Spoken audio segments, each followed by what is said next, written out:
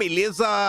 Como é que vocês estão, meus amigos? Hoje é segunda-feira, uma nova semana se inicia e já com um dossiê daqueles, onde fazemos uma viagem ao passado para tentar compreendermos melhor os eventos do presente e tentar nos prepararmos para o futuro. E sobre o que iremos falar? Então, acho que estamos vivendo um período no Brasil muito conturbado, onde diversas coisas estão acontecendo e que elas não são isoladas. Creio, inclusive, que são desdobramentos de outros movimentos, outros interesses. E eu quero abordar com vocês algumas histórias, mostrar para vocês algumas coisas que já aconteceram no Brasil e que, infelizmente, não são conhecimento público, infelizmente não é comentado nas escolas. E eu quero tentar fazer um paralelo com os eventos atuais. O primeiro tema ele vai nos dar um direcionamento. A gente tem umas notícias que eu vou passar muito rápido, que são coisas que estão acontecendo nos últimos dias, nos últimos meses. Quero falar bastante sobre Bolsonaro, a direita e o que está sendo feito contra este grupo político no Brasil. Eles não aceitam.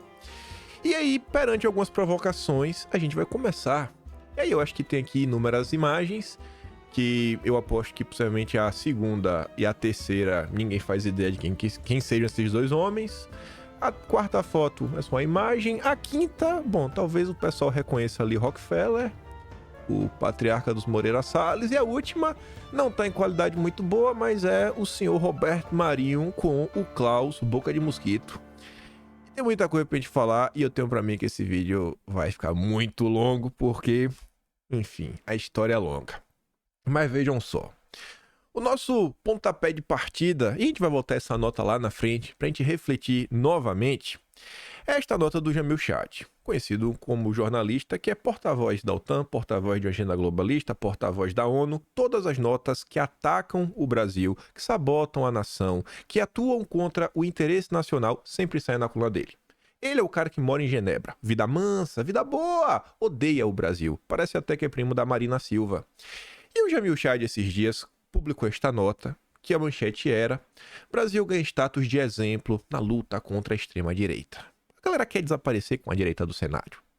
E aí eu só quero mostrar o único parágrafo dessa nota, que a gente já comentou. Quem quiser dar uma lida na matéria inteira, mas ela gira em torno disso. Ele sai contando sobre diversas pessoas que estão observando o Brasil. Jamil Chad falou diretamente com o Guterres, secretário-geral da ONU, falou com eurodeputados que pediram para permanecer em silêncio, todos eles atacando o Brasil. E aí tem um parágrafo que é assim, ó: campo de testes. O Brasil passou a ser acompanhado por muitos no exterior, justamente como campo de teste sobre como lidar com a extrema-direita e elementos claramente autoritários, disse um diplomata europeu na condição de anonimato.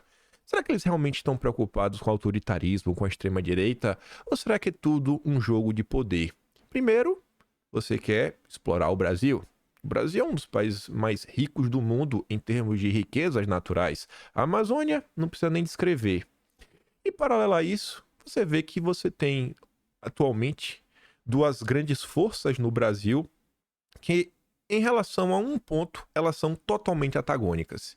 Que em relação à vassalagem internacional, você tem a grande esquerda, capitaneada pelo Lula, é um vassalo do globalismo, está cada vez mais claro.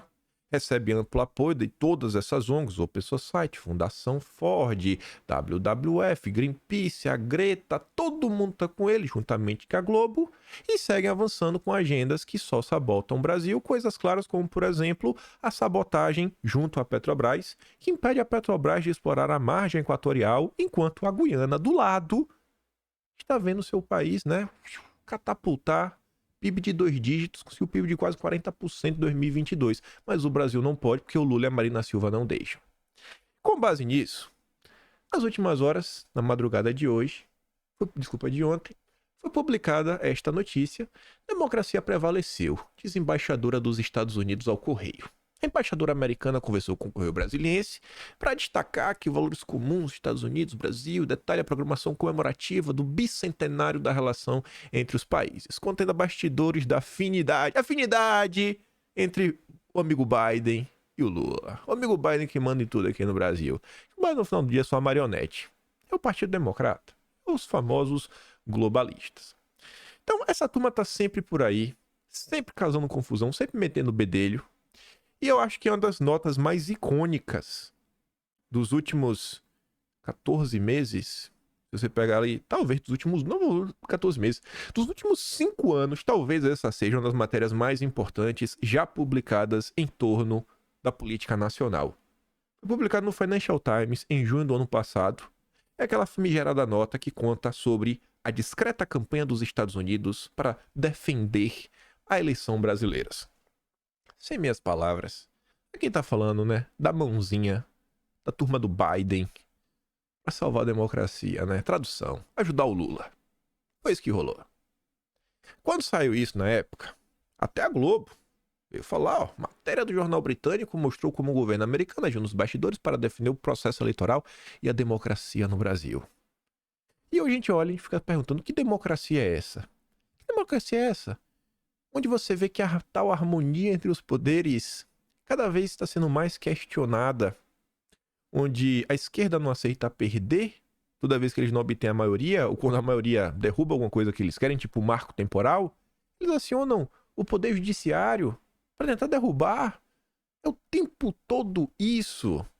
Um presidente que apoia países, na verdade, pessoas como o Maduro, que eu acho que de democrata não tem nada. Ele mesmo fala sobre democracia relativa. E cá pra nós, né? Ele tá falando do PT. Que democracia é essa que foi apoiada? Ainda quando rolou toda essa confusão, é engraçado que um tempo antes, em 2022, o Estadão falava assim, ó, é falso que jornalista americano tenha aprovado influência de Biden na eleição brasileira. Isso aqui foi de novembro de 2022. Aí saiu essa nota. Como é que fica a imprensa nacional? A gente tá vendo tudo que tá acontecendo, a imprensa mentindo por várias vezes. Acho que talvez a maior fake news dos últimos 10 anos do Brasil foi o laptop da BIM na mão do Carlos Bolsonaro, inventado pela Daniela Lima da Globo News. Maior fake news da história. A imprensa tem um papel fundamental em toda a perseguição que está sendo feita contra a direita agora e nos últimos anos, fomentando narrativas das mais diversas para sabotar o Brasil, para impedir o Brasil de crescer, e eles não param. Então o tempo todo aí enchendo o saco, inclusive nos dias atuais. Aí, quando você sai da classe política, da imprensa, você olha para o tal mercado, outro vídeo icônico para mostrar como é o Brasil. Vocês conseguem achar na internet para dar uma olhada? Tá lá no canal do Telegram para quem pesquisar. Mas teve o evento do BTG, onde o senhor William Vac perguntava para o André Esteves sobre quem que manda no Brasil. Aí o Esteves começa falando, não, eu acho que quem manda é a sociedade. Aí o William Vac interrompe e fala, Esteves, na boa, essa pergunta aí é bonita, né? A frase é linda, de efeito, mas eu tô falando quem manda de verdade, Esteves. Aí o André Esteves, com um sorriso no rosto, aquele sorriso amarelo, falso, diz que, William Vac, cada um tá desempenhando um papel aqui. Você tem o seu, eu tenho o meu. Todo mundo tá vendo o que tá acontecendo. Todo mundo viu aí, de janeiro de 2023 e os meses subsequentes, as políticas econômicas que foram feitas para quem aumentou imposto, para quem não aumentou, para quem precisou pagar mais imposto para fazer compras, como roupas, eletrônicos pessoais, que comprava do exterior, agora tem taxa, o preço quase que dobrou. Todo mundo viu o lucro dos grandes bancos. E diante de toda essa provocação, classe política, Brasil como campo de testes, o tempo todo sofrendo influência internacional, um consórcio que não aceita ver um grupo político e age como um agente político. Será que tudo isso é novo? Será que todo esse cenário é uma coisa assim que nunca antes na história aconteceu? Estamos diante de um problema grande? Ou será que a história pode nos mostrar alguma coisa? A gente tentar entender melhor esse momento, tentar nos prepararmos um pouco? E é sobre isso. Com este início, com essa provocação, que levou quase 10 minutos, que agora a coisa vai começar. E a coisa é até difícil de explicar. Mas vamos por partes. Já tem um bom tempo que eu venho falando de vocês, de uma figura que eu acabei descobrindo, o acaso por completo, chamado John Watson Foster Dulles. Como que eu descobri sobre esse cidadão? Esse aqui é um livro que ele publicou. Eu descobri ele por causa desse livro. Esse livro chamou muito a minha atenção. A tradução literal do livro é A resistência anti-Vargas, desculpa, a tradução direta seria a Escola de Direito de São Paulo e a resistência anti-Vargas. Ele está falando da Universidade do Largo de São Francisco, atualmente a USP, e o que fizeram para combater o regime do Getúlio Vargas. E ao longo desse livro ele está falando muito da bucha.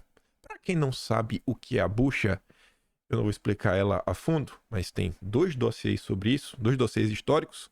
1470, dossiê Buchenschaft, é o nome, né? Bucha é o abrasileirado. E o outro dossiê, a bucha, o 1476. Mas em linhas bem gerais, é uma sociedade secreta, foi criado no Brasil em 1870. Não, desculpa, em 1800, acho que em 1835 ela começa. Em 1870, começando o Partido Liberal, que foi pelas mãos da bucha, mas enfim, a bucha, ela cooptou diversos setores da sociedade, formou a intelectualidade brasileira, tomou conta da faculdade de Direito, é quem está por trás da Revolução, golpe, ou a implementação da República em 1889, chame do que você quiser. De todos os presidentes da República Velha, apenas 2 não eram membros da bucha. Diversos políticos poderosos eram de lá. O Partido Republicano Paulista era o partido oficial da bucha. Bancos nacionais, os seus patriarcas, né? Vários deles também eram membros da bucha, bancos que diversas pessoas, dei conta, todo mundo conhece, talvez estejam inclusive entre os maiores bancos do Brasil, desculpa, do Brasil com certeza, os maiores da América Latina, quiçá do mundo. E eles trabalharam aí e operaram ao longo dos anos, ao longo das décadas, e participaram de diversos eventos ao longo do Brasil, inclusive a Revolução Constitucionalista de 32, que é o que o Foster Dulles aborda em seu livro. E eu falei, cara, como é que isso chama minha atenção? Como é que um cara que não é brasileiro, ele sabe tanto dessa sociedade secreta? Antes de falar do John Watson Foster Dulles, quero falar do pai dele e do tio dele. Quando a gente fez um vídeo falando do Dom Paulo Evaristo Arnes, do Paulo Freire, no contexto da Aniele Franco, falando sobre o preconceito ambiental, etc, tudo mais, a gente resgatou algumas coisas. Esse daqui era um trecho sobre do livro Máfia Verde, que comentava sobre o Conselho Mundial de Igrejas, que favorece aí, tenta emplacar a agenda verde, tudo que é canto ao redor do mundo. E aí, quando o Conselho Mundial de Igrejas foi fundado, eles promoveram lá um relatório, etc, tudo mais, né? Foi durante uma reunião lá em Oxford. Nesse mesmo relatório tinha vários artigos, e um desses artigos era escrito por John Foster Dulles, que é o pai do Watson, e ele argumentava que a soberania nacional é causa de muitos conflitos. Ele não gosta muito de soberania. É uma coisa que o Brasil não tem até hoje. Ainda falando do pai dele, ali, né? Em 52, Rockefeller e Dulles fundaram o Conselho de População. Dulles foi presidente da Fundação Rockefeller, antes de ser nomeado secretário de Estado pelo Eisenhower. O irmão dele, o Allen Dulles, foi diretor da CIA. E promoveram ainda várias outras coisas. Esse material, mais a fundo, mais explicado, episódio 1542, dossiê Arnes Freire.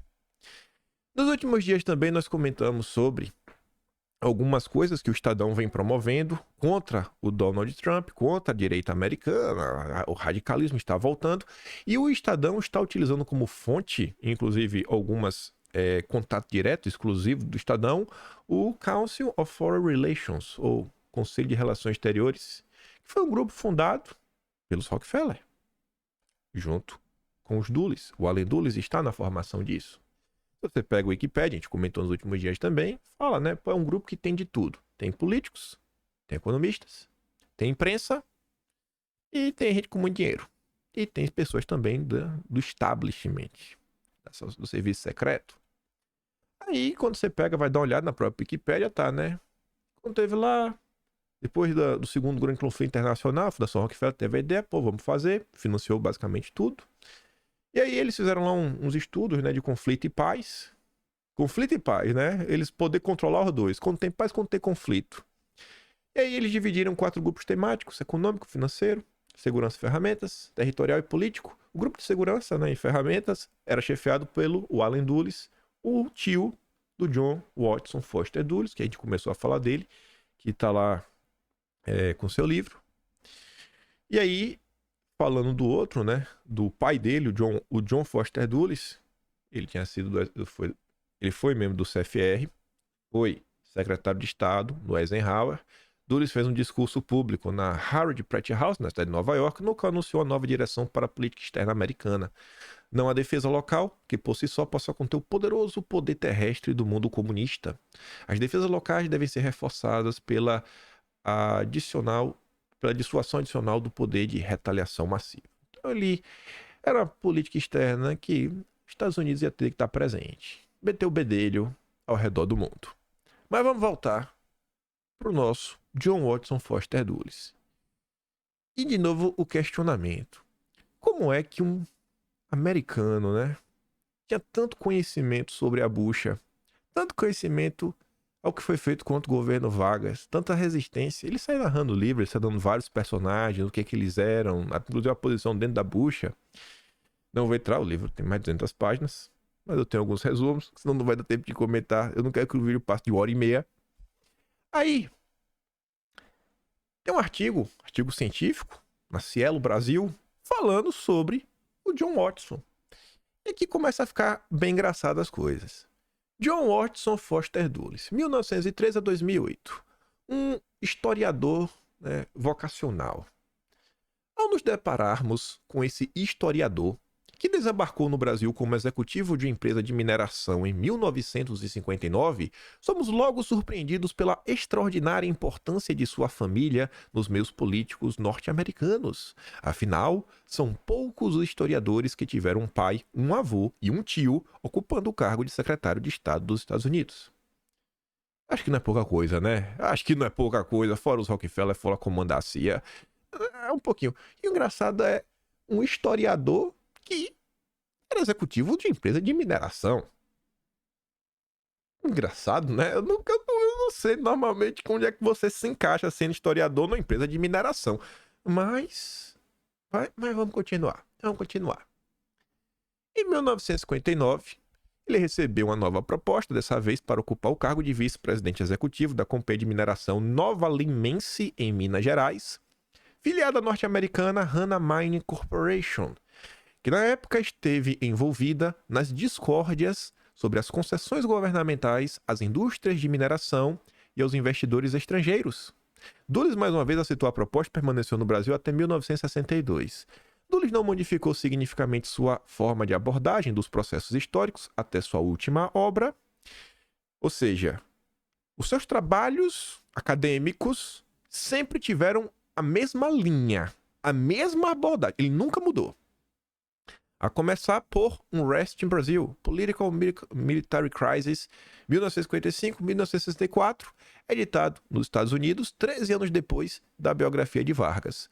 O livro, inédito no Brasil, relata a continuidade dos principais eventos da política brasileira depois que o Vargas tirou a própria vida. A partir de então, olha que engraçado, de modo geral, sua obra intercalou dois grandes temas: estudos bibliográficos e grande tema: os grupos opositores dos regimes políticos estabelecidos. É um cara que estava interessado em entender como é que pensava sempre a oposição. Oposição. E por muitas vezes, quando você olha, na verdade, se você pega a história do Brasil, neste período, que esse cidadão estava, né, vivo, a oposição, grande parte do tempo, eram alguns setores que eram anti-establishment e talvez apenas em um único momento a oposição foi o establishment e outros setores, que foi durante o regime militar. Então era um cara que queria conhecer a oposição. Se você conhece o seu inimigo, você consegue derrotá-lo mais fácil. Você pode, inclusive, ajudar a manter o establishment no poder, se você sabe como a oposição pensa. Vamos continuar. John Watson Foster Dulles não teve vida fácil entre os críticos. Por um lado, como já deixamos evidenciado, o legado da família, especialmente paterna, associado a uma trajetória próspera a empresas que necessariamente atuavam na esfera política, não passou desapercebido pelos brasileiros nem mesmo por seus pares norte-americanos. Um historiador que trabalhava em empresas envolvidas em política. Engraçado. Enfim, diversas pessoas tinham várias opiniões sobre ele. Uma delas, Paula Bigelman, falava dele o seguinte: dublê de manager de mineradora e ligado a si até por laços familiares, que se dedicou a levantar com detalhes a história das esquerdas brasileiras com a função de tumultuar e criar a fofoca eficiente. Realmente, ele estudou a vida toda sobre as oposições. Jordan Young afirmou, por sua vez, compatriota de Dulles, né, americano, em resenha do livro Unrest in Brazil, afirmou que a obra trazia uma ambição estranha.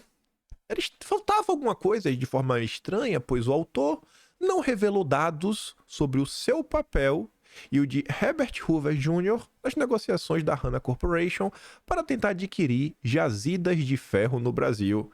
Por que será que ele não contou? Para outro brasilianista, o excesso de modéstia a não dar devida importância à sua própria atuação poderia ter sido substituído por uma contribuição valiosa para o conhecimento do período João Goulart. Ele podia saber mais desse período, né, se o Dulles falasse o que ele fez nesta época, mas ele não conta. Ele não conta. Ele não conta. E aí está aí, né, o nosso historiador da mina. Eu até hoje não conhecia essa posição. Dentro da mineração, o papel do historiador numa empresa de mineração que envolve política. Mas tudo bem. Agora eu tenho acesso ao acervo da Globo. Estava olhando no acervo da Globo, o jornal mais mentiroso desse país. Eu estava vendo lá, né? A disfarçatez da Globo. Em 23 de dezembro de 1965, tem essa nota aqui, ó. Foster Dulles Jr. regressou aos Estados Unidos. Embarcou ontem de regresso aos Estados Unidos, John Foster Dulles, que permaneceu algum tempo no Brasil, realizando inclusive pesquisas para o seu livro The Vargas History, a ser publicado em meados do próximo ano. O Sr. Dulles, filho do falecido estadista norte-americano, é professor de História na Universidade do Texas. Eu falei, olha, rapaz, o nosso professor, nenhuma menção à questão de mineração.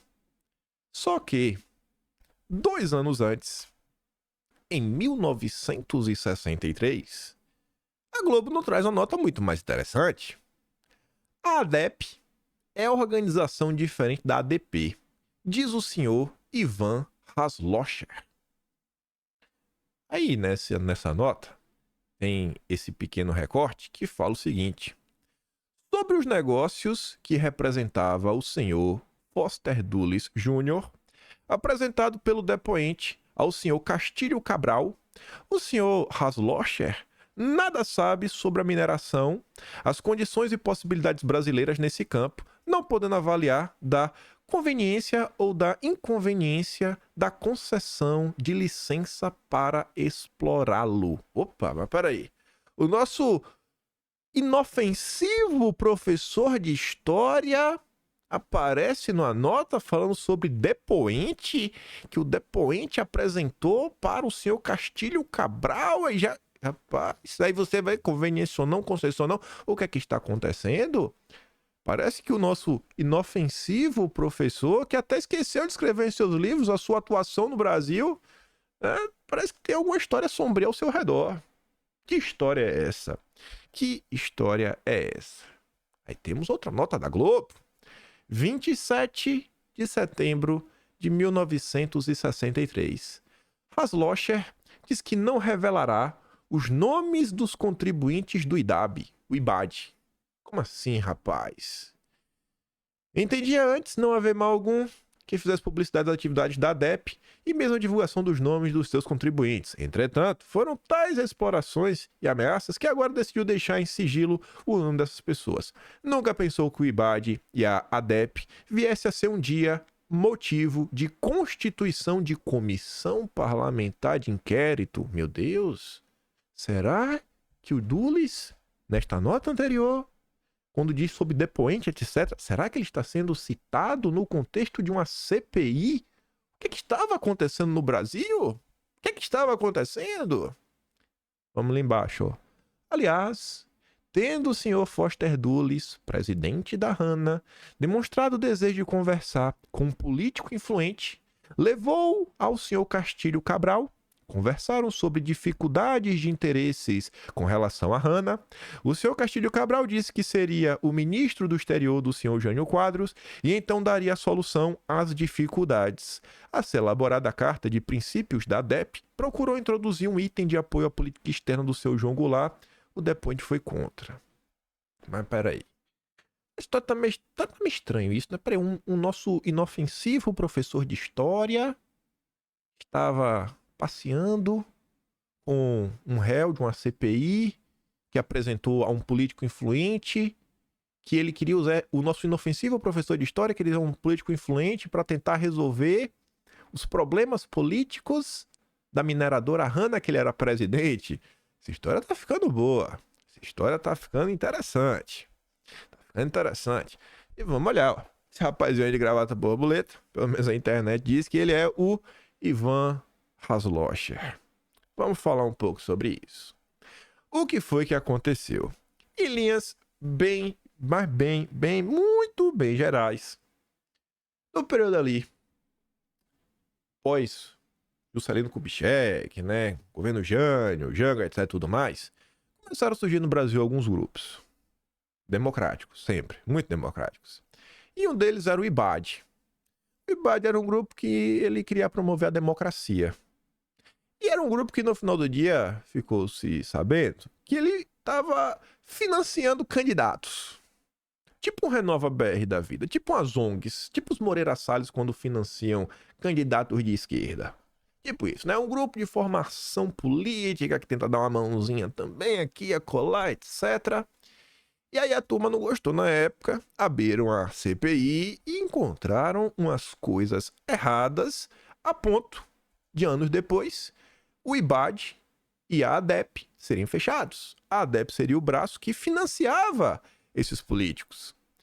Aí, esse da fala do Haslocher, quando ele fala que não, apresentei o Foster Dulles ao Castilho, ele conta isso na CPI. E o Haslocher era o cabeça do IBAD. Aí tá ali, ó. Em ocasião anterior, ele foi visitado. Ali, ó, fechado o IBADEP, né? Ele foi visitado pelo senhor Ivan Haslocher, chefe do IBAD, acompanhado por nem mais nem menos que John Foster Dulles Jr., filho, que o nome indica, do falecido secretário de Estado norte-americano, John Foster Dulles. Queriam que Castilho Cabral entregasse ao então candidato e mais tarde presidente da República, o senhor Jânio Quadros, um relatório acerca do trust norte-americano, o Hanna, o qual controla jazida de minério no estado de Minas Gerais. Castilho Cabral não aceitou o dinheiro da corrupção do IBAD. Quando se chegou à elaboração de um manifesto político, o senhor Haslocher se opôs à inclusão do princípio da política externa independente, além de pedir palavras de elogio à iniciativa privada e ao capital estrangeiro. O Brasil foi muito criticado por isso. O Jânio, ele não quis tomar o lado. Ele só não quis tomar o lado. Não é que ele tomou o lado errado. Ele só não quis tomar o lado. Falando, não, cara, o Brasil vai negociar com todo mundo. E você vê que quando o Bolsonaro colocou o Brasil em primeiro lugar, foi atrás dos fertilizantes, por exemplo, fertilizante russo, aí, rapaz, o mundo se virou contra Bolsonaro de um jeito que foi bem engraçado. Bem engraçado. Outro jornal, março de 64, semanário. Por que cargas d'água? O senhor Foster Dulles acompanhou Ivan Haslocher à casa do senhor Castilho Cabral para oferecer 1 bilhão de cruzeiros pela carcaça do movimento popular Jânio Quadros, ficando jurisconsulto com liberdade de escolher os candidatos às duas casas legislativas, desde que não fossem feitos ataques ao capital estrangeiro. Olha, eu te financio, mas tu vai ter que seguir minha agenda. Quem paga a banda, escolhe a música. Haslocher e IBAD corrompeu 1.000 candidatos. 28 de setembro de 63. Aí tá ali. O Haslocher não é um tipo comum. É certo que a cadeia de interesses que envolve o IBAD e a ADEP não escolheu ao acaso. Descobriria nas suas palavras, não o testa de ferro da subversão do processo político eleitoral, mas um verdadeiro expert em espionagem, desses usados pelo serviço de inteligência para minar o campo contrário por detrás das linhas de frente no lado adversário. Aí, trazendo para os dias atuais, para tentar dar um conceito, entender essas movimentações, financiamento de pessoas para promover agendas em nome de interesses globalistas no final do dia, quero trazer aqui para os petistas se debaterem. Vou utilizar a própria fala do Marco Aurélio de Carvalho, o Big Mac, o líder máximo do Grupo Prerrogativas. Ele comentando aqui sobre a ONG que estava aí em destaque nos últimos dias, um globalista, ONG financiada inclusive pela Fundação Ford, pela Open Science Foundation, que é a Transparência Internacional. E ele vai comentar um diálogo aqui que é muito interessante. Muito interessante. Olha só. Ainda falou isso na Globo News, né? A Globo News ficou maluca. Cadê? Posso ler com calma todas essas mensagens, evidentemente que na TV a gente não tem tempo, mas num debate público, com o Brandão, com o Deltan, quero ver o que eles vão dizer. Num dos grupos, Alvo, me permita dizer, olha só o que diz o Brandão com o Dallagnol. Eu não sei se isso é sério, me parece que é bastante. Se ganharmos a TMDB, esquerda religiosa, Pedro Abramovay financia quase todas as ONGs do campo progressista. João Moreira Salles, que é um publisher mais influente da intelectualidade da esquerda. Sakamoto, que é articulista pop da esquerda. E mais alguns professores da USP. Doutor Marco Aurélio. A resistência da esquerda. Isso é uma situação clandestina. Eu vi alguns comentários de vocês tentando naturalizar essa troca de mensagens. Isso não é normal. Eu preciso explicar uma coisa. A Globo não queria que ele comentasse muito, né? O áudio não tá dos melhores, mas eu queria dar play para vocês verem que, entrando e saindo, a gente tem os mesmos problemas. Mesmos problemas. E achei engraçado, né? Que você vê, ó. Se ganharmos a CNBB, a esquerda religiosa, rapaz, eu não tive... Não tenho nem reação, né? Se ganharmos Pedro Abramovay, financia quase todas as ONGs de um campo progressista. A Open Society é a espécie de IBAD dos dias atuais. O Pedro Abramovay pode ser o nosso Haslocher? Por que não? Aí você tem o João Moreira Salles, publisher mais influente da intelectualidade da esquerda. Depois fala da USP, quem já comentou dela? A Faculdade de Direito lá com São Francisco, a turma que manda e desmanda. E na área de sociologia você tem um SEBRAP, tem um monopólio da vida acadêmica no Brasil aí no final da década de 60 até os anos 90, mas sem sombra de dúvidas. Criamos um campo de influência para baixar a resistência da esquerda.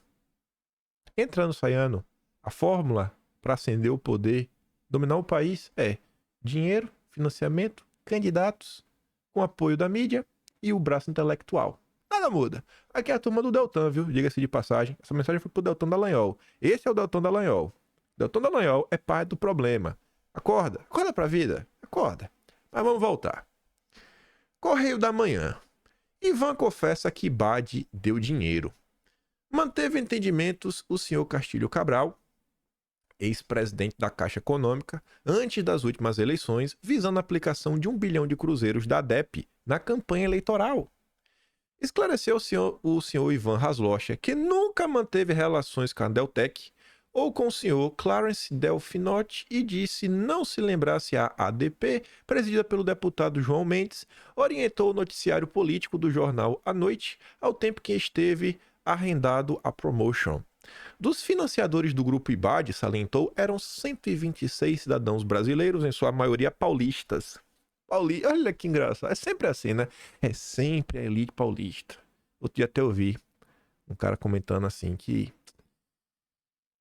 quando a elite paulista, os liberais paulistas não estão no poder, eles estão tentando sabotar o Brasil e desestabilizar a nação para voltar ao poder. Faz muito sentido, né? Essa matéria aqui é de, deixa eu ver a data de novo, 27 de setembro de 63. Declarou mais que o IBAD apoiou 250 candidatos a deputados federais, 8 governadores, 600 deputados estaduais, mas se negou a citar nomes, negou continuando que a entidade exigisse prévio compromisso dos interessados. Não, ele negou, né? Acreditem, existe uma ONG que financia candidatos, mas o candidato não tem nenhum compromisso. Não, você não precisa fazer nada pra gente, a gente tá te ajudando porque nós somos altruístas. É tipo o Jorge Soros, né? Ele apoia porque ele é bonzinho. Isso aqui é um pouco da história do Brasil. Mas vamos continuar. Vamos continuar. Pra você ver que não é uma história totalmente perdida, que algumas pessoas até já tentaram entendê-la. Esse tweet aqui, ó. Novembro de 2021. Perfil chamado Fatos Nacionais. Falando. O agente da CIA, Ivans Halocha, com atuação também na Bolívia e Equador, funda o IBAD, fachada dos americanos para financiar, segundo ele, o golpe de 64. A esse mesmo perfil, ele faz um tweet depois, falando: embora seja fato histórico esse tipo de financiamento, sempre que alguém entra nessa discussão, curiosamente é taxado de louco. E aí ele coloca, né, ele fala assim, exatamente como PCO. Aí coloca ali a notícia, ó. Instituto que paga bolos é ligado a governo dos Estados Unidos e golpes na América Latina. IRE é parceiro do Global Americans, think tank financiado pelo NED, para ajudar nas mudanças de regime no continente. Pura coincidência. Inclusive, a gente comentou no mês de janeiro, já está escrito inclusive o tema no Atlas, dia 15 de março, 15 de fevereiro agora saiu de dezembro, dia 15 de março vai sair de janeiro, agentes Ford, temos um dossiê para falar sobre o Boulos, como o Boulos é basicamente uma réplica da fórmula do FHC. Mas vamos voltar. 30 de agosto de 63, bilhões do IBAD têm origem estrangeira. Explicou ainda que o ex-deputado, que o senhor Dully Júnior, queria explicar o caso da Hanna ao senhor Jânio Quadros, porque este, em sua vitoriosa pregação eleitoral, fizera ataques ao Trust do Ferro. Trust é uma holding. É tipo uma JIF. A JIF é a dona da Ambar, né? O Ambar Energia, é dona da Ambar, é dona da JBF, tá na disputa da Paper Celulose. Tem uma empresa que ela controla várias embaixo. É um trust. Dulles presente. Olha que engraçado. Acrescentou o seu Castilho Cabral, que não teve notícias do Dulles até após a renúncia de Jânio Quadros, que ele compareceu à sua residência, levado pelos senhores Arthur Junqueira, que fora secretário do MPJQ, e Vicente Barreto, tradutor do livro Assalto ao Parlamento, editado pelo IBAD. Diante de Dulles Júnior, foi-lhe explicado na ocasião que havia um grupo de capitalistas nacionais dispostos a contribuir para um movimento de defesa da democracia. Vamos defender a democracia com muito dinheiro. Muito dinheiro para defender a democracia. Você vê, né? Ele procurou lá atrás para falar com o Jânio. Não deu certo. Quando o Jânio caiu, lá vai o Dully Júnior procurar de novo para tentar resolver o problema dele. E aí eu quero relembrar uma coisa que inclusive está nos dossiês da Bucha, mas não entrarei em detalhes. Muita gente fala sobre a renúncia do Jânio, porque ele teria renunciado, etc. E aí fala que teriam sido por forças ocultas. E o Jânio, certa vez, ele inclusive teve que rebater essa pergunta. A Marília Gabriela fez essa pergunta para ele e fala, cara, eu nunca falei de forças ocultas. Esse é o vídeo da época, tá gravado. Se você assistiu o dossiê da Bucha, você vai ver. E, inclusive, essa deturpação do que o Jânio falou foi motivo de investigação. Tem até matéria aqui, ó. UOL, History Channel. Jânio Quadros renuncia à presidência por causa de forças terríveis. Aí dizia que o popular repórter Esso atribuiu a renúncia a forças ocultas. Frase que Jânio não usou, mas que entrou para a história do Brasil. Jânio falou de forças terríveis. Ele nunca falou forças ocultas. Quem criou a narrativa foi o repórter Esso, que então era o maior jornal do Brasil, financiado pelo Trust do Petróleo, da Esso, ligado, no fim do dia, aos Rockefeller. Ainda sobre o Jânio, que você vê, o Jânio estava contra também os trusts do minério. Também estava contra os trusts do minério. O Jânio também tinha uma política internacional independente, ele não queria tomar um lado. E parece que ele conheceu a mão invisível. Essa daqui é se você pegar, né? Mas tem uma foto clássica do Jânio, que ele tá com a mão para um lado, um pé para o outro, um braço para um lado, um braço para o outro, todo torto. E aí na época falaram que esse era o retrato do Brasil, sem direção, perdido. Essa foto, ela ganhou destaque, notoriedade, porque ela foi selecionada pelo Prêmio Esso. Aí você vê que coisa engraçada. E anos antes no Brasil, o mesmo repórter Esso, eu previ inclusive fatos nacionais, na década de 50, o noticiário mais famoso no Brasil era o repórter Esso. Financiado pela petroleira Standard Oil, o jornal não cobria a campanha popular O Petróleo é Nosso. E, inclusive, essa questão da ESSO petroleira, você vê aqui, ó, em 57 a Câmara instala uma CPI para investigar as atividades políticas dos grupos ESSO e Shell.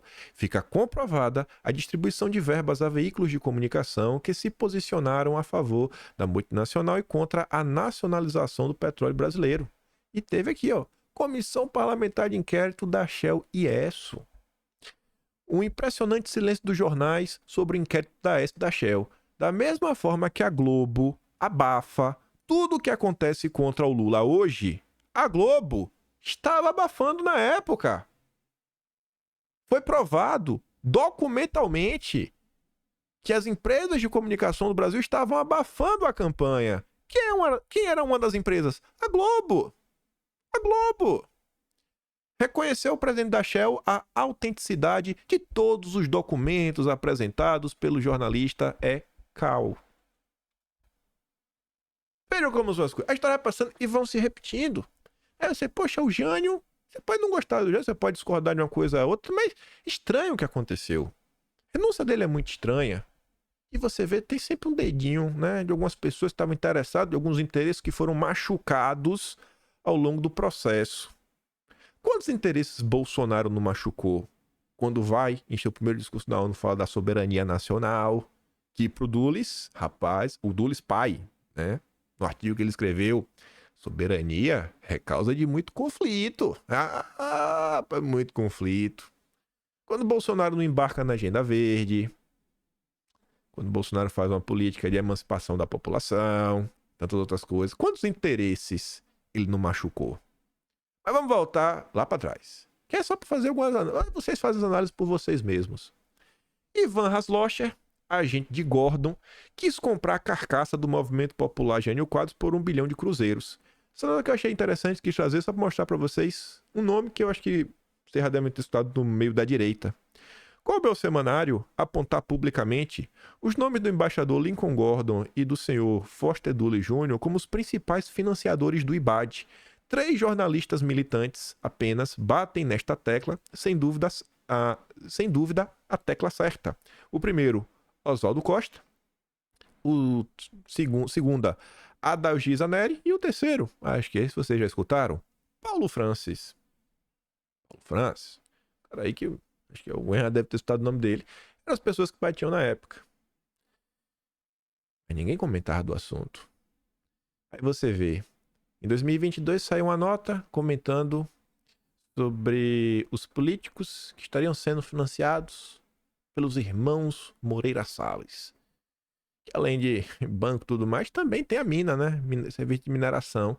Você vê que a turma da mineração gosta de apoiar uns candidatos. Dessa vez aqui não eram nem brasileiros que estavam financiando a parada.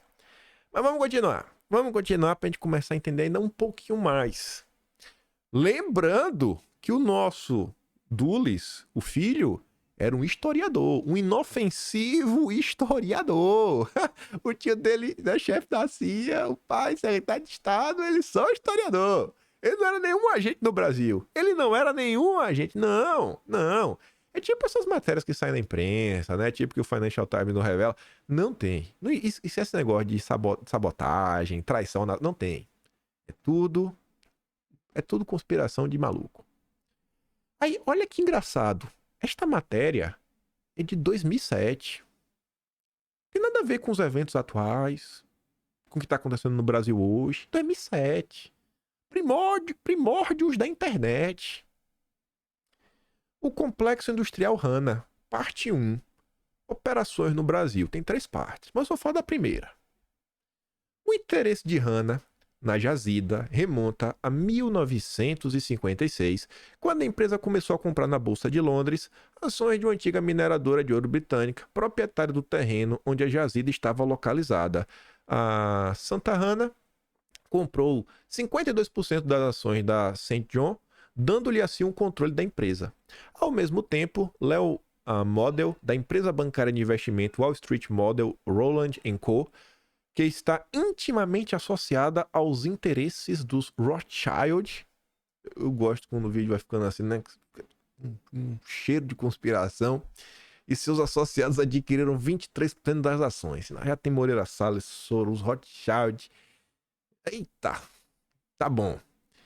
Enfim, a St. John, sob um acordo firmado com a Hannah, Léo Moller tornou-se presidente do conselho da St. John Delroy. A St. John formou então uma subsidiária brasileira, a Companhia de Mineração Nova Limense, para explorar a jazida de minério de ferro. Vai entender, isso foi em 1956, rolando isso. Só que qual foi o problema? E por que, possivelmente, o Dulles veio ao Brasil, o nosso inofensivo historiador? A Carta de St. John, que concede direitos de exploração mineral à empresa, data de 1833, muito antes da aprovação do Código Mineral do Brasil de 1954. Que engraçado. A mina, com um dos melhores minérios de ferro do mundo, aquele minério bem refinado, bem puro, a turma é dona desde 1833. O Brasil mal tinha ficado independente, muito entre aspas.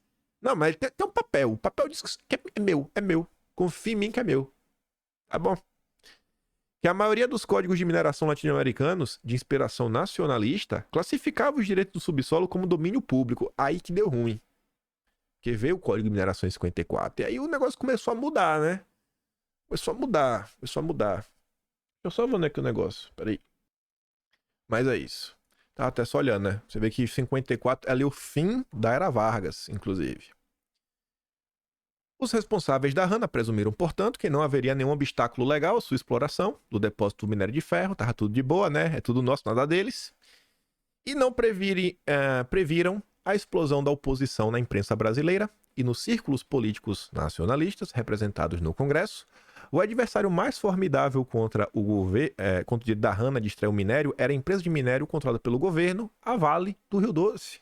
Graças a Deus, o Fernando Henrique privatizou a preço de banana para a turma dos Soros, inclusive. Tu já pensou em ter uma empresa forte no Brasil que pudesse fazer frente, trazer riqueza para a nação? Graças a Deus que o Fernando Henrique entregou. Graças a Deus. Fazendo piada, né? Você vê que engraçado, né? Bolsonaro também era o cara que batia tanto na tecla. Nossa, o Brasil tem que avançar, né?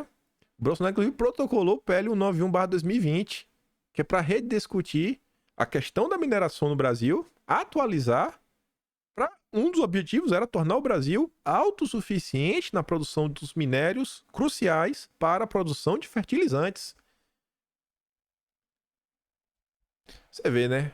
Como presidentes soberanistas, patriotas, são odiados. Veja um padrão. Vamos continuar. Os administradores nacionalistas da empresa sustentavam que deveriam desenvolver as jazidas de minério de ferro de Minas. Como resultado da agitação, o Congresso brasileiro abriu inquérito sobre o projeto. Em 61, o recém-eleito presidente Jânio Quadros iniciou sua própria investigação que revelou uma série de pontos jurídicos em que direitos legais da Hannah sobre o minério poderiam ser contestados. Será que é por isso que estavam com raiva do Jânio? Após a renúncia de Jânio, seu sucessor Goulart utilizou esses pontos como base para um decreto de despropriação emitido em 62. Aí, passado um tempo, na altura do golpe da revolução contra o Jango, o caso tinha chegado na época ao Tribunal Federal de Recursos, que é o Supremo da época. Como afirmou a revista Fortune em um artigo de abril de 1965, olha as coincidências, no período que o nosso historiador inofensivo estava até no Brasil, né, financiando o IBAD. Para Hannah, a revolta que derrubou Goulart na primavera passada chegou como um resgate de última hora pela cavalaria. Eita, poxa. Que teve as confusões, a modificação. O governo Castelo Branco começou a fazer umas mudancinhas. Lembrando que era até um ministro, Roberto Campos. Roberto Campos. E aí, em 15 de junho de 66, mas aí quem garantiu a vitória foi o judiciário.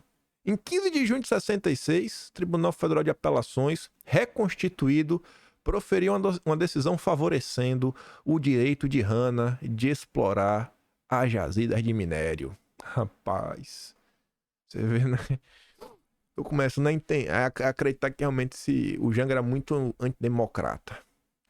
Aí, aqui é fazendo um gancho para a parte 2 e 3, ele fala, pô, a história da captura do controle por parte da Hanna sobre um dos recursos mais valiosos do Brasil fica incompleta sem o estudo do grande complexo industrial com sede em Cleveland, no qual a Hanna faz parte, fala da indústria do aço dos Estados Unidos, etc.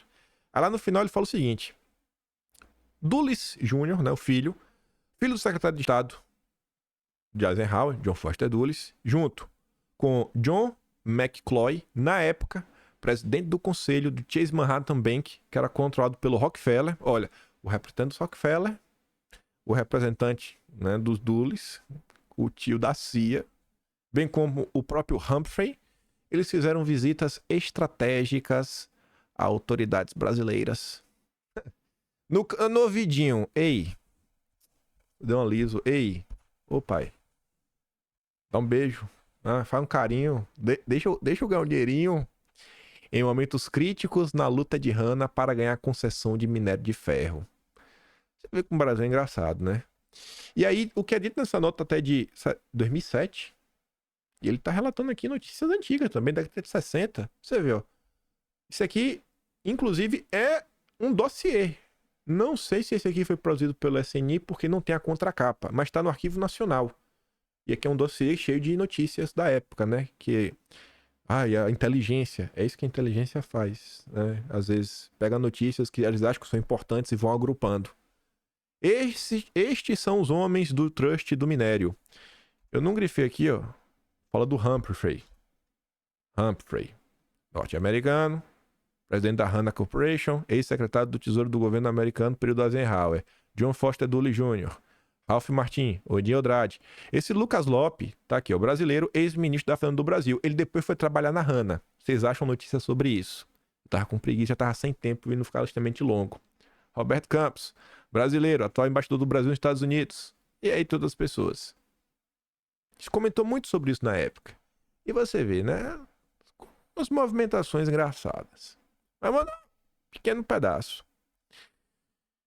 Vamos voltar aqui a comentar sobre esses grupos que trabalham e muitas vezes contra os interesses nacionais. Pesquisando sobre o IBAD, o próprio Wikipedia, ele traz informação logo do início que é bem interessante. Assim, ó, Instituto Brasileiro de Ação Democrática foi uma organização anticomunista fundada em maio de 59 por Ivan Haslocher. Em entrevista concedida em 1998 à Folha de São Paulo, o general reformado Hélio Ibiapina revelou que o IBAD possuía ligações com a Agência Central de Inteligência, a CIA, e que ele foi encarregado pelo então presidente da República, o Castelo Branco, de confirmar a veracidade da informação. O Castelo Branco falou, rapaz, vai lá, bicho, dá uma olhada aí que é treta, viu? Aí eu fui atrás, falei, não, deixa eu ver se é verdade, não confio na Wikipédia. Pois bem, tá ali a nota. 23 de agosto de 98, Folha de São Paulo, general diz que teve contato com o informante da agência, um agente da CIA. A Folha pergunta, o que o senhor sabe da presença norte-americana no Brasil? E aí o general diz, ó, precisamos primeiro situar isso no tempo. Acompanhei o assunto de 63 a 66. Não posso falar do DOI-CODE e da UBAN porque não estava ligado da maneira nenhuma a esse problema. Mas em 63, por exemplo, quando o IBAD apareceu em Pernambuco e na Paraíba, tinha alguma ligação com os norte-americanos e com a CIA, sem dúvida alguma. Eu fui encarregado pelo Castelo Branco, que era comandante do 4º Exército, de verificar isso. Procurei o IBAD para saber como ele agia e cheguei à conclusão que realmente era ligado à CIA. Como reagiu o Castelo Branco?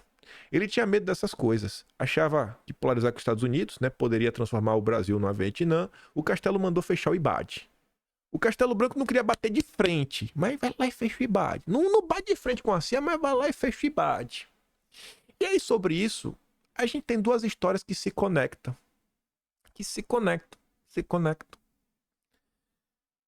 Isso daqui a gente comentou no dossiê sobre Lula Aranha.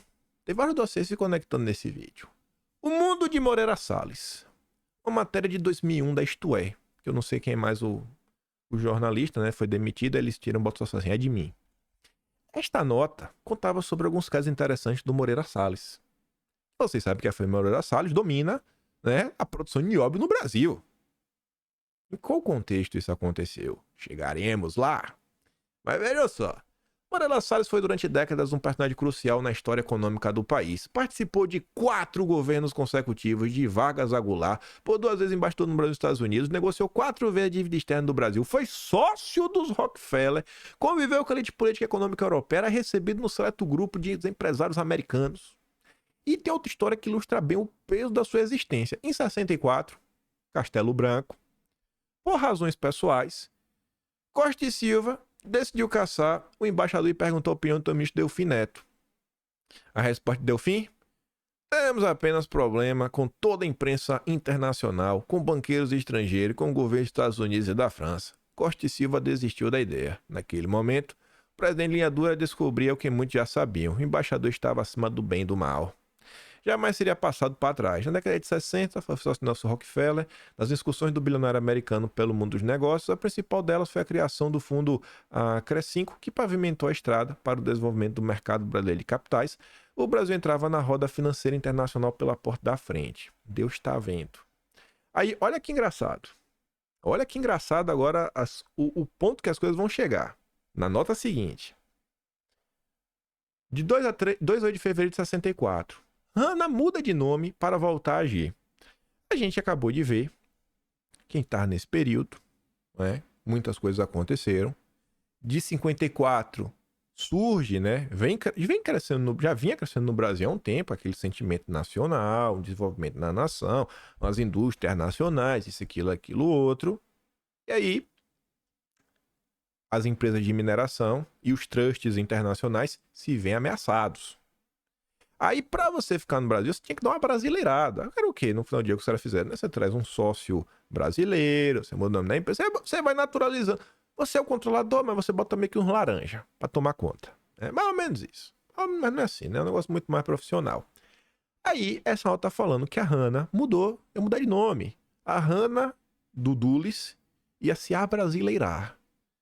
Há pouco tempo, a Hanna teve invalidada sua concessão de explorar o quadrilátero ferrífero de Minas Gerais. A Hanna desejava, através do Sr. John Foster Dulles, da companhia Nova Alimentos de Mineração, um caráter de nacionalista, e através dela passaria a agir. Era essa a estratégia da Hanna para continuar atuando. Aí, na parte seguinte da nota fala: é importante que o governo de Minas Gerais prossiga as investigações iniciadas pelos seus fiscais de renda, o senhor Fábio Veloso e Balmaceda Guedes, funcionários que, quando investigaram as atividades da Hanna anteriormente, foram suspensos pelo governo PCdista do senhor Bias Fortes, responsável pela entrega do nióbio do Araxá, nióbio? A norte-americana Huacheng. Opa! E vocês achando que a gente já fala do Moreira Salles, né? Não, ele vai falar da Huacheng. Mas tá falando de nióbio. Tem algo que não tá encaixando. Eu sei que a gente vai falar do Moreira Salles, né? Mas veja, no contexto que a Hanna, que o Dulles vem pro Brasil para tentar resolver o pepino da Hanna, você tem agora outra mineradora americana em torno do nióbio. E o que aconteceu no final do dia com essa Huacheng? Aí temos que ir, né, num relatório do SNI, Serviço Nacional de Informação, 25 de novembro de 1970. Exploração de jazidas de pirocloro, nióbio, Araxá, contrato Camig Fertiza versus CBMM, entre parênteses, Dema. Bom, já até adianta, a CBMM é a empresa dos Moreira Salles. Sendo desde há muito o problema do concentrado de pirocloro em Araxá objeto de preocupações, o governo do estado de Minas Gerais nomeou, através do decreto de 5 de maio de 61, uma comissão para o estudo da questão. Esta comissão ofereceu substancioso relatório, datado de 5 de julho de 61, que, entre outras conclusões, ressaltou a existência flagrante do domínio de jazidas e mercado mundial de nióbio pela Huacheng Corporation, da qual a Dema era associada, ou melhor dizendo, a subsidiária. A Hanna tinha a Nova Alimense para se disfarçar e tentar explorar o Brasil. Eu ia falar saquear, né? Porque eu tô com raiva dessa gente. E aí você tinha o Huacheng, que tinha como subsidiária a Dema. Tá bom.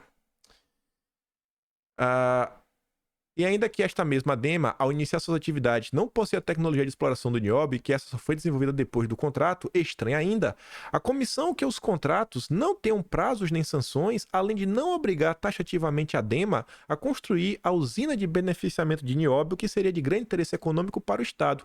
A usina jamais chegou a ser construída.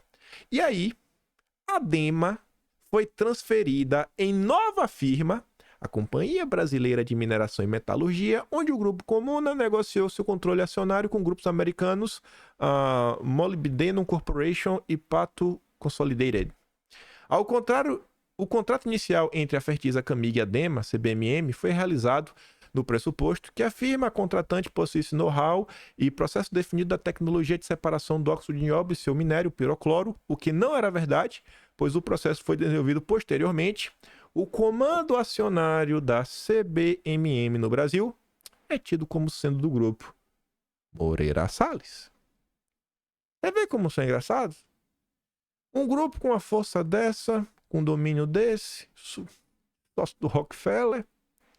Você entende por que o Costa e Silva falou, rapaz, deixa ele lá, deixa ele lá. Eu não vou demiti-lo do cargo de embaixador. Deixa ele lá. É melhor. Eu não vou querer comprar essa briga agora. Você vê que o Brasil vai seguindo um padrão, entra ano, sai ano. São as mesmas pessoas. A gente olha pra imprensa, a gente vê as mesmas famílias, inclusive apoiando o atual governo Lula. Inclusive apoiando o atual governo Lula. Seus filhos e netos, sobrinhos, seguem apoiando para o Brasil seguir do mesmo jeito. Isso não pode ser coincidência. Vamos lá. Aqui é um ponto que eu quero colocar para vocês apenas como critério de reflexão. Não olhe como uma dicotomia. Não é porque um lado está errado que o outro está certo. Às vezes os dois podem estar errados. E por que eu estou fazendo esse disclaimer? É porque eu quero tocar num ponto que pode ser meio sensível. Mas apenas reflita sobre isso. Eu quero voltar ao que aconteceu em 64. Não tô aqui para falar que Jango era um cara bacana, um cara bonito, sensacional. Não tô nem aí. Não tô para discutir isso. Mas não é porque Jango não era um cara bacana que o que a Globo, o Estadão e algumas pessoas promoveram, porque você tá vendo aí que teve gente que ganhou com a queda dele. Teve gente que ganhou.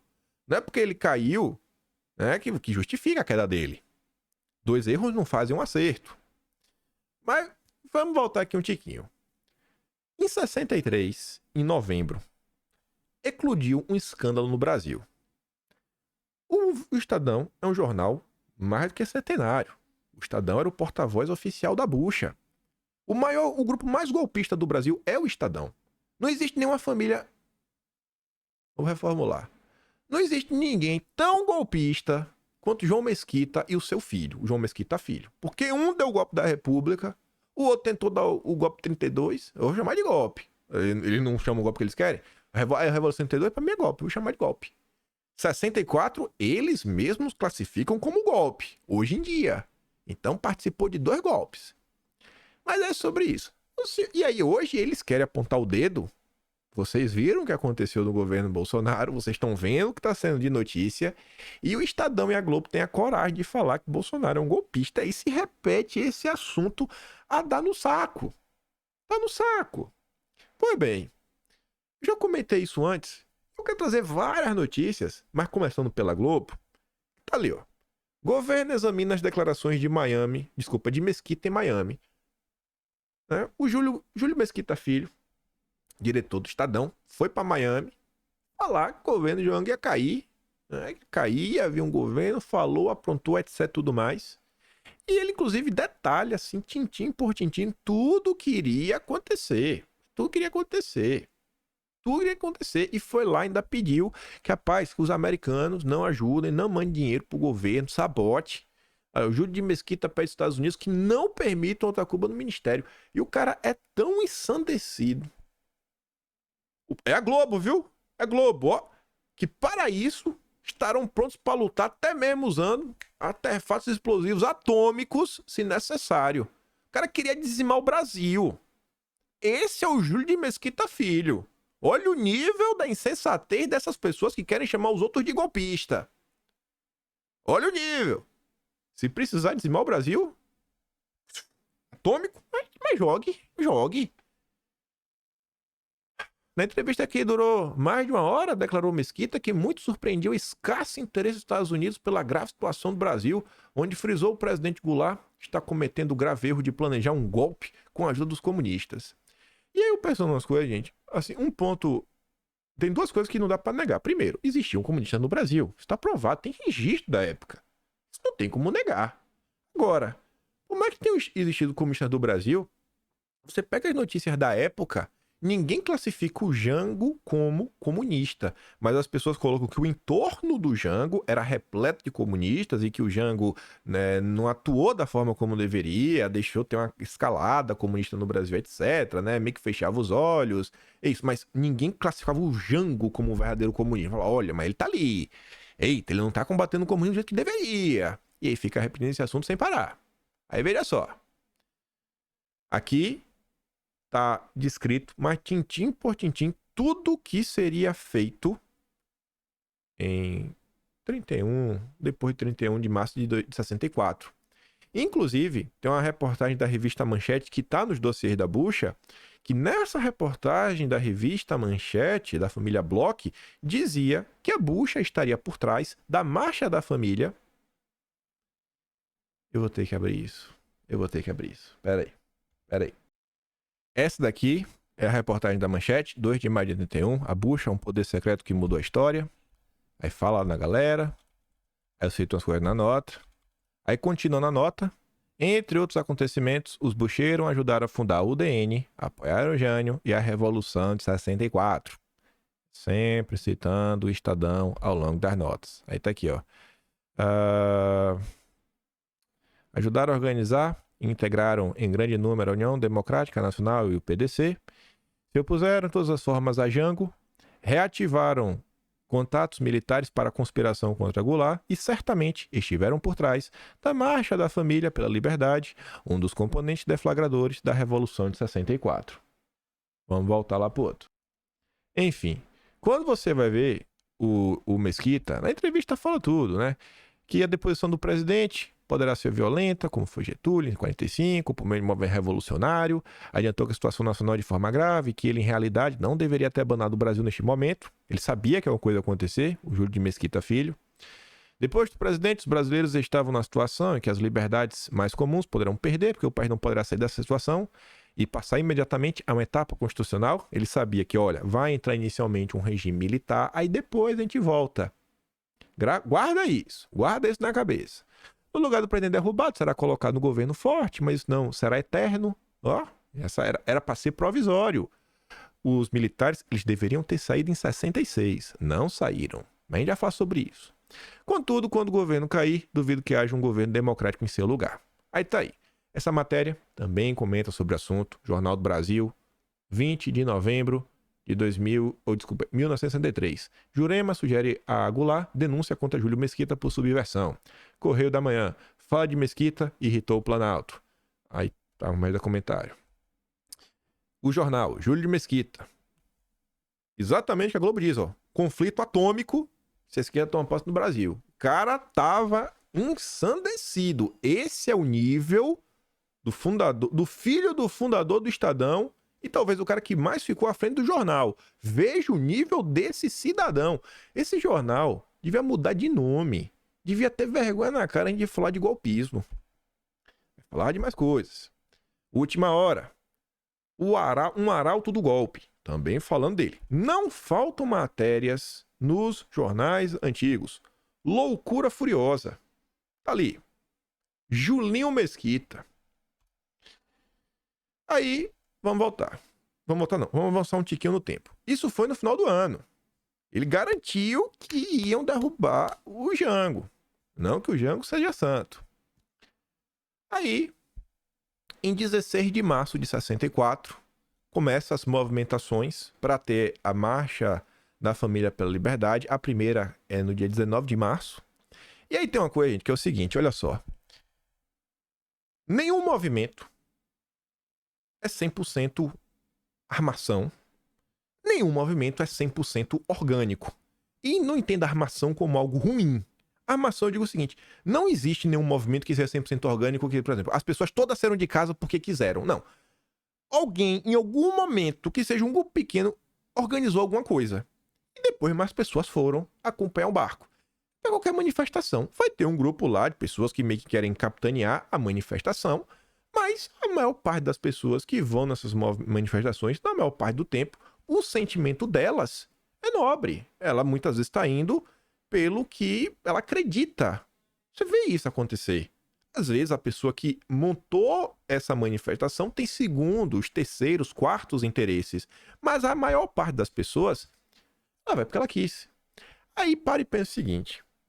Eu acho que a maior parte das pessoas que foram para as ruas na Marcha da Família em 64, a maior parte dessas pessoas não queria ver um regime comunista no Brasil.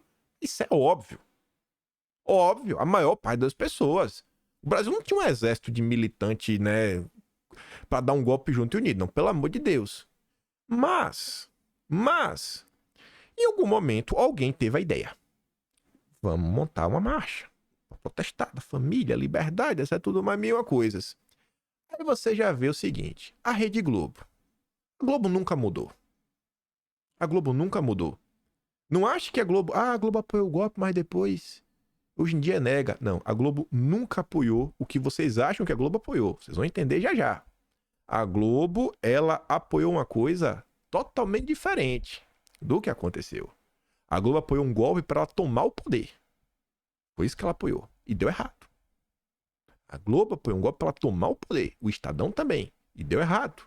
Por isso que eles bateram tanto na tecla contra o regime.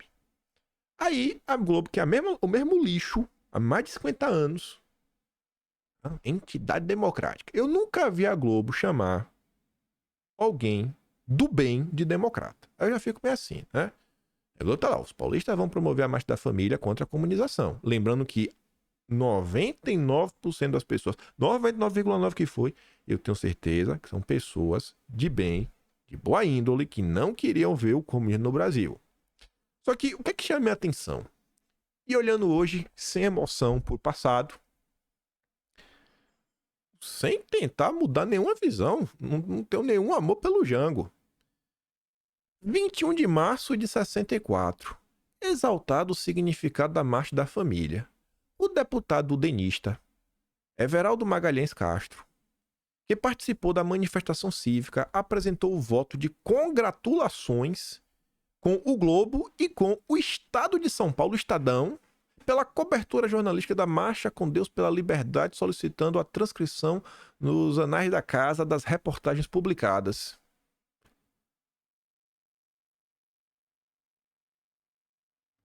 Isso é meio estranho. Isso é meio estranho. Isso é meio estranho. Se vocês forem procurar, vamos chegar lá. Foi dar uma olhada na marcha, né? O movimento rapidamente conquistou adesões, mas faltavam lideranças femininas, que ficou bem marcado isso, as mulheres. E aí o IPS, um centro de estudos, ofereceu cursos nos quais mulheres recebiam aulas sobre como pregar a união da família contra o comunismo. 30 associações de empresários assinaram um manifesto de convocação à marcha publicado pelo Estadão.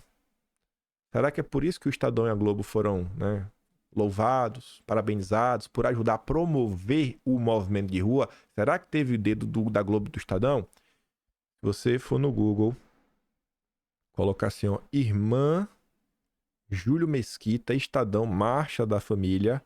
O nome da irmã dele é Ana alguma coisa, não estou enganado. É Ana alguma coisa, começa com P. Ela foi uma das pessoas que estava à frente da UCF, ou era UGF, um desses grupos. Aí você falou, a irmã do Júlio Mesquita também estava na frente, né? Vocês estão de maldade. O Júlio Mesquita estava aí desde o final do ano. Vocês vão entender onde eu quero chegar. Já, já. O IPS completou 2 anos de esforços pela democracia e pelo bem-estar. O IPS, então, que teria ajudado em parte esse processo, é uma instituição mantida por empresários progressistas, tradução, esquerdistas, para promover e incentivar o aprimoramento do sistema democrático na vida brasileira. Aí, no dia 31, e acontecer nas horas seguintes, o Globo publicou. Goulart tolerou a expansão do comunismo, diz relatório do Departamento de Estado. Ele não era visto como um comunista, é o que eu tô falando com vocês, mas no contexto fala, não, em torno dele tem uns comunas, ele tá deixando a coisa, ele tá tolerando, ele não tá fazendo nada. E eu achei engraçado essa nota da Globo, primeiro que tá reportando um relatório americano, e depois fala assim, ó, em relatório dirigido à Comissão de Relações Exteriores da Câmara dos Representantes, ontem divulgado, o departamento disse que em certos momentos, né, o conflito aí do mundo bipolar parece pender a favor dos comunas, mas que, de um modo geral, o mundo livre está triunfando. Mas não, assim, mas o mundo livre está de boa.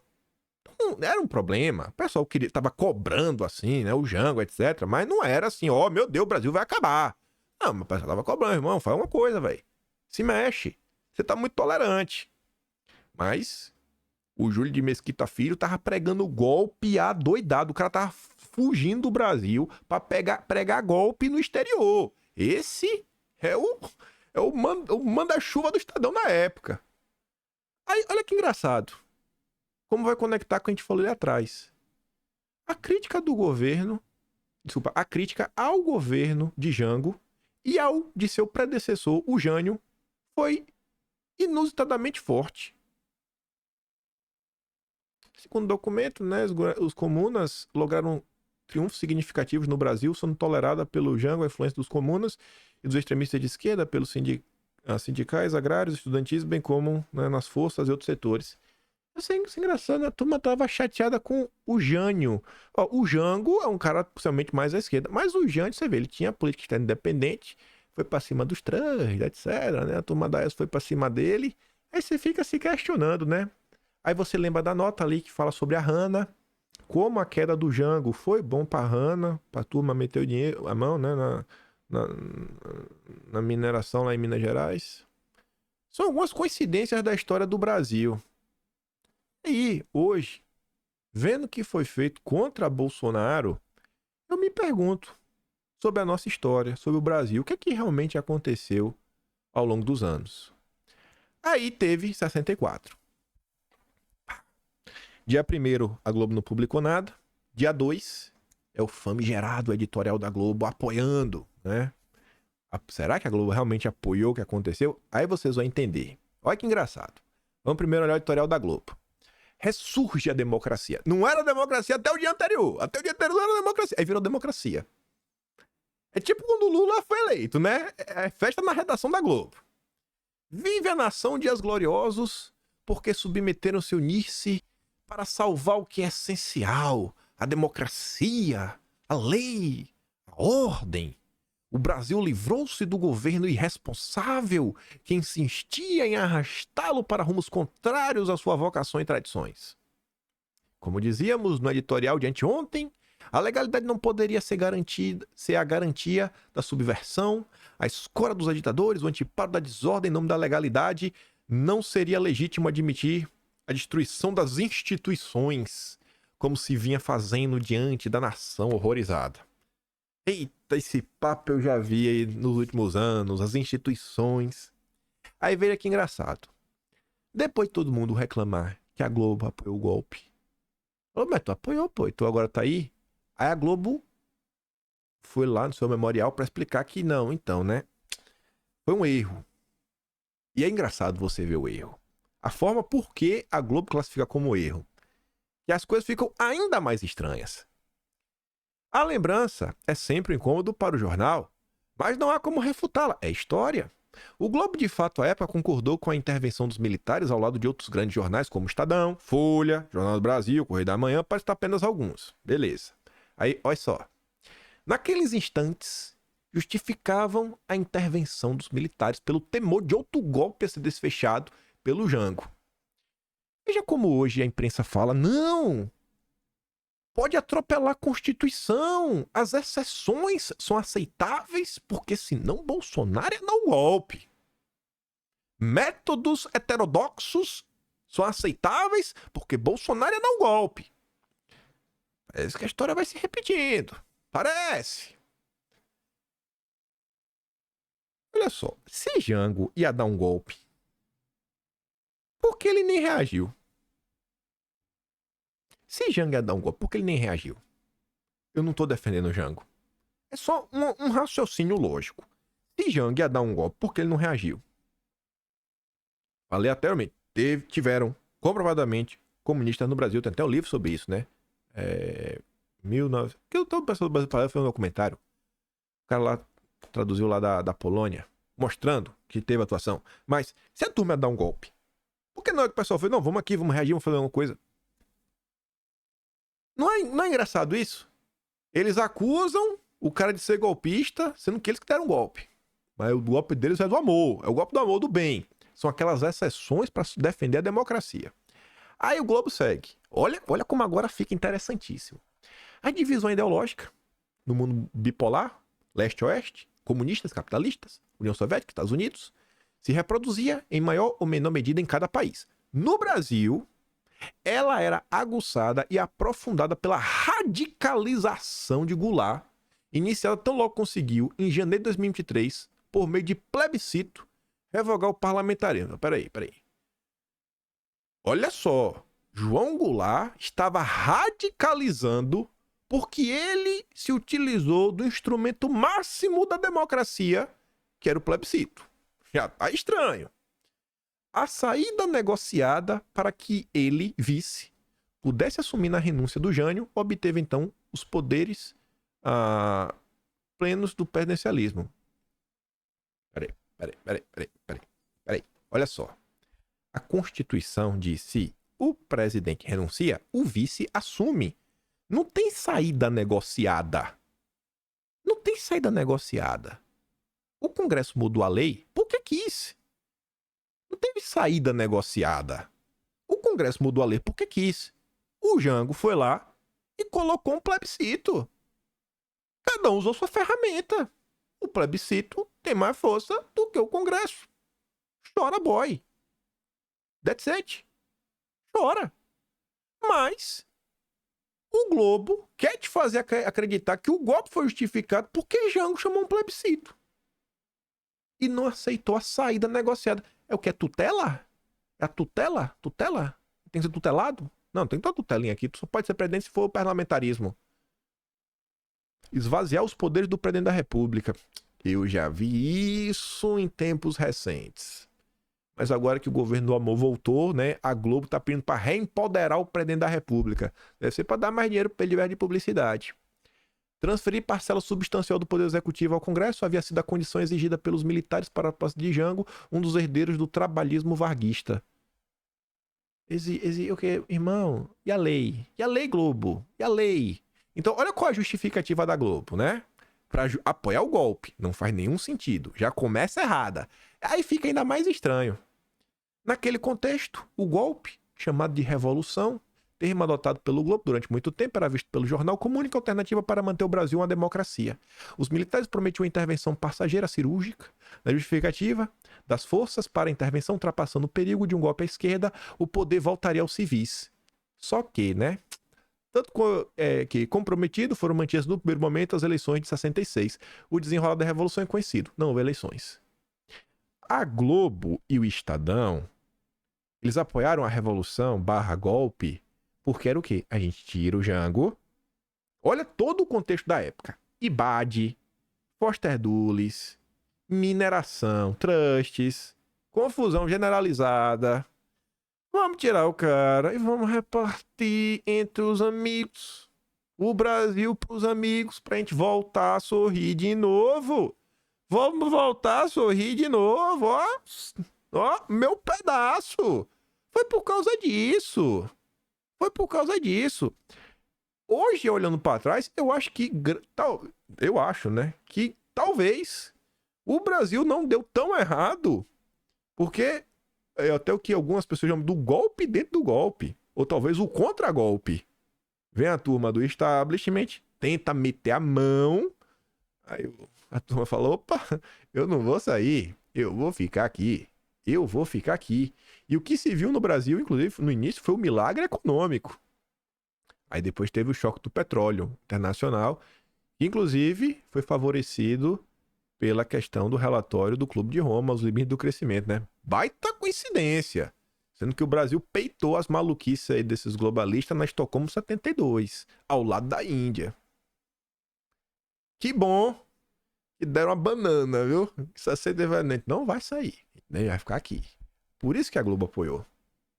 Por isso que a Globo apoiou. A Globo estava em busca de dar o golpe. Golpista nesse país é a Globo e o Estadão. Comprovado. Aí agora fica aí pedindo desculpa. Não cola. Aí olha que engraçado. A Globo é um antro de maldades. Eu confesso. 19 de março de 64. Eu falei, rapaz, que matéria sensacional. Publicação caluniosa contra o Globo nos Estados Unidos. A desinformação dos meios culturais norte-americanos fez-se responsável pela maior injúria jamais dirigida a este jornal. A Wordmark Encyclopedia of the Nations, editada pela Wordmark Press Inc., Harper Row, de Nova York, no verbete referente à imprensa no Brasil, ao lado de outros erros, define este jornal como conservador subsidiado pelos Estados Unidos. Tradução. Vassalos de uma agenda da turma do Dulles. Da turma do Dulles. Gente, a nossa da Globo é de 64. Eu não pesquisei na Biblioteca Nacional por mais informações, que não tinha mais tempo. E olha que esse vídeo, eu tenho um material que eu venho juntando há meses. Passei ainda o dia de ontem, o dia um pouco mais tarde, no catálogo de todo o material. Passei o dia hoje fazendo. E olha que já tá aqui quase 1h30.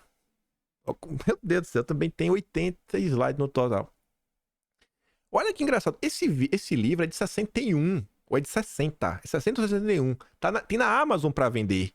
Mas só vem à tona em 64. Porque tava óbvio o que tava acontecendo. Óbvio. E chegando aqui quase no final, eu falei que ia com menos de 1h30, vai dar menos de 1h30. Vamos olhar de novo para essa nota.